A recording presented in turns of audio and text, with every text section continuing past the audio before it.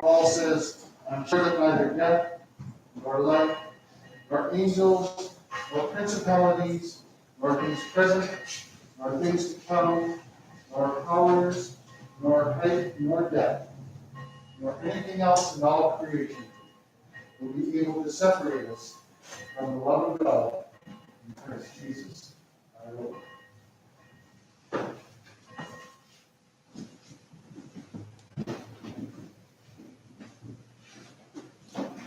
You may be seated.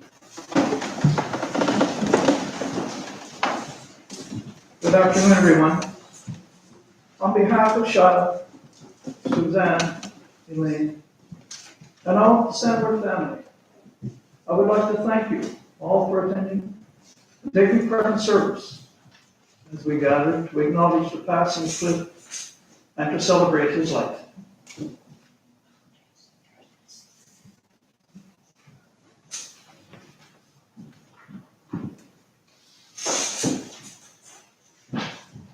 We sing together the 23rd Psalm. The Lord is my shepherd, I shall not want. He makes me lie down in green pastures. He leads me beside still waters. He restores my soul. He leads me on a path of righteousness for his name's sake. Yea, though I walk through the valley of the shadow of death, I will fear no evil, for you are with me. Your love and your staff, they comfort me. You prepare a table before me in the presence of my enemies. You anoint my head with oil, my cup runneth over. Surely goodness and mercy shall follow me all the days of my life, and I will dwell in the house of the Lord.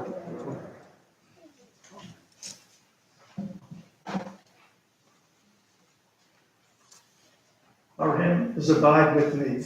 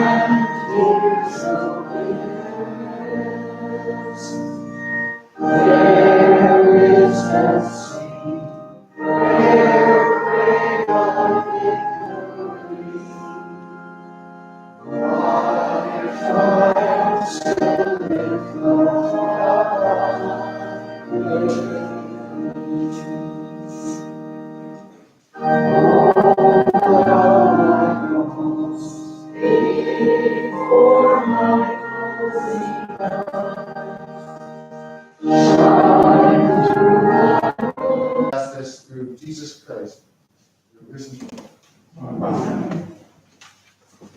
Wayne will deliver to you.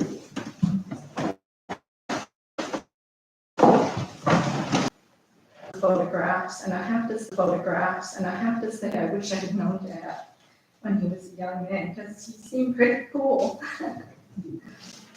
He traveled around England on his Panther motorcycle, and he did cross-country rallies. He'd wipe out, pick up his bike, and fix it, and keep going on. He went to dance halls to enjoy the big band music and to meet a pretty young lady.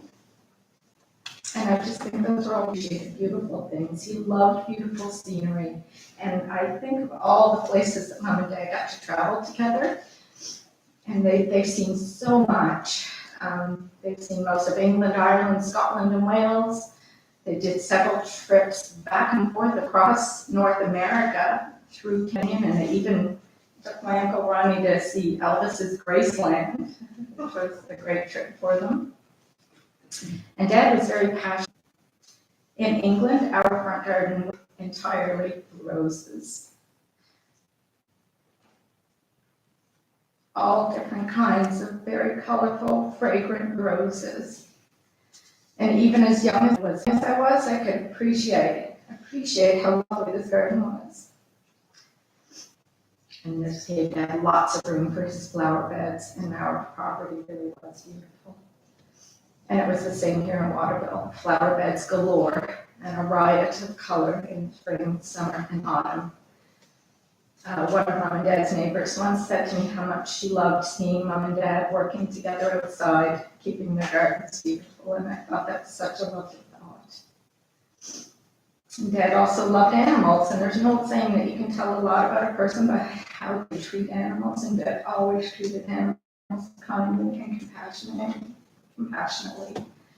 And I think probably you're seeing the running theme of love here now. It was a lot of love. Because Dad did appreciate all things beautiful, I found it very sad that he lost so much of his eyesight in the past year and a half. But I feel like he had so many wonderful memories that he could still see all these lovely things in his mind's eye. Dad was super organized. That's a trait that I certainly didn't inherit, but Suzanne did. He had a scientist's mind, and he paid great attention to detail, even in his storytelling. Or maybe I should say especially, he had such a good work ethic. And Dad was not a shrinking violet, and he definitely enjoyed being part of the dinner theaters that were put on here. And he really enjoyed being part of the men's choir as well. He had a fabulous sense of humor, and he loved to laugh. Dad would be the first one to tell you that he was not a perfect man, and he wouldn't want to be portrayed as perfect, but there's no doubt that he loved his family. He took care of Mom, Suzanne, and I so very well. Does not rejoice in iniquity, but rejoices in the truth.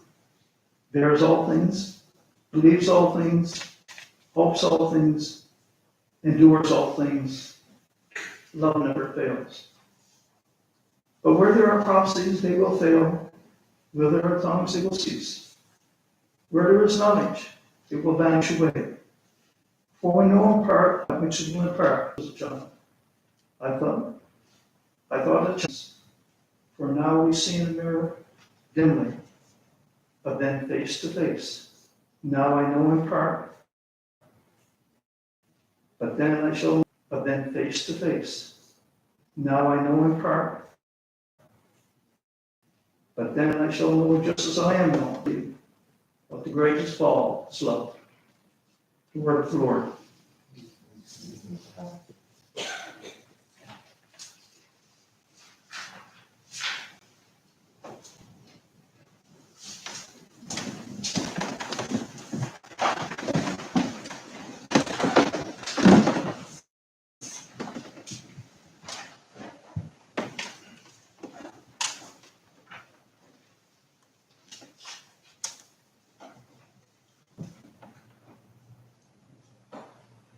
The Lord be with you. And also with you.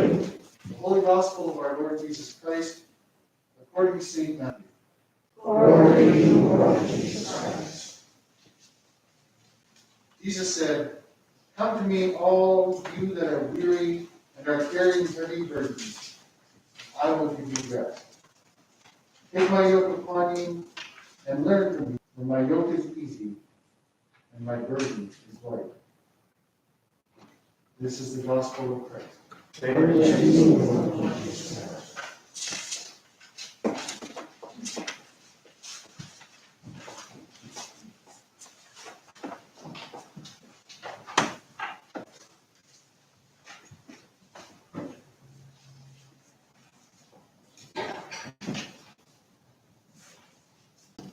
And he had the kind of love that Jesus talks about all through that book over there.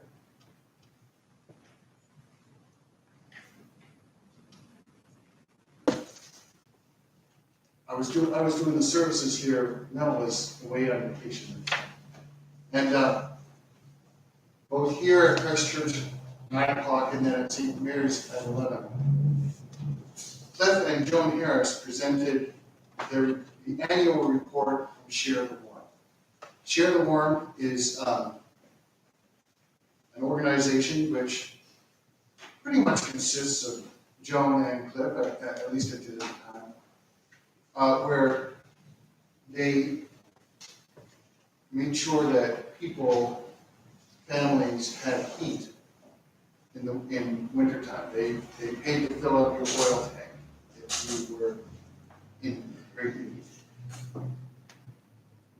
Cliff was the point man. He was the one that contacted people and received the phone calls. And Joan organized the business end of it. But when they did a fuel delivery, they both went to the house to see how people are getting home.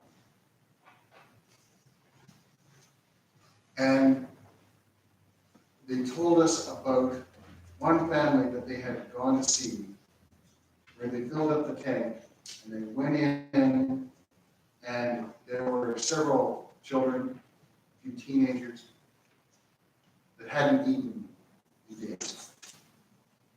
And they immediately went to the food bank, and all they needed to get through the next few weeks. Whatever they got from the food bank, I didn't come from share the warmth funds. I think Joan and Clifford may have been involved in financing a little bit of a shopping expedition back then. In the words of Cliff showed us how to love.